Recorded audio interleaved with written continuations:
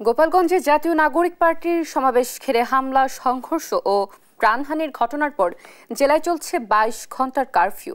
বুধবার রাত ৮টা থেকে শুরু হওয়া কারফিউ বৃহস্পতিবার সন্ধ্যা ৬টা পর্যন্ত বলবৎ থাকবে। শহর জুড়ে দেখা যায় শুনশান নীরবতা।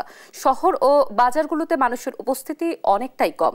গুরুত্বপূর্ণ পয়েন্টে অব্যাহত রয়েছে আইন শৃঙ্খলা বাহিনীর টহল। পরিস্থিতি নিয়ন্ত্রণে থাকার কথা জানায় তারা।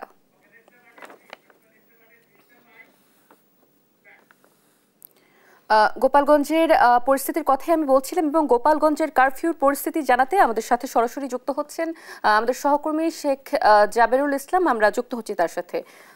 জাবেরুল, আপনি নিশ্চয়ই আমাকে শুনতে পাচ্ছেন? জাবেরুল, গোপালগঞ্জে এই মুহূর্তে কি পরিস্থিতি বিরাজ করছে, সার্বিক চিত্র কি আমাদের জানাবেন?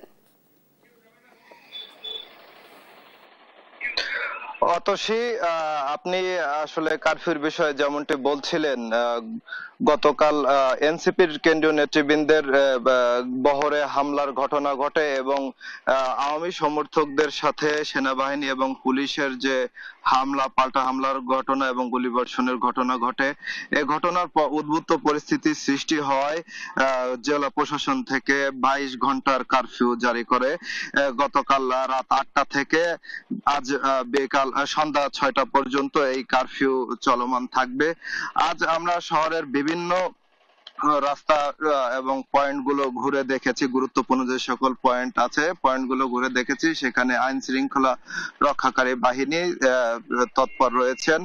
এছাড়া একটু যদি বলতে চাই, সাধারণ মানুষ কিন্তু যাদের প্রয়োজন নেই তারা কিন্তু ঘর থেকে বের হচ্ছেন না। রাস্তায় সাধারণ মানুষের উপস্থিতি খুবই কম লক্ষ্য করা গেছে। শুধুমাত্র যারা চাকুরিজীবী আছেন বা কর্মজীবী আছেন, দিনমজুর আছেন, শুধুমাত্র তারাই জীবিকার তাগিদে এই রাস্তায় বের হচ্ছেন। এছাড়া তেমন সাধারণ মানুষের উপস্থিতি রাস্তায় লক্ষ্য করা যায়নি। এছাড়া আইন শৃঙ্খলা রক্ষাকারী বাহিনী এই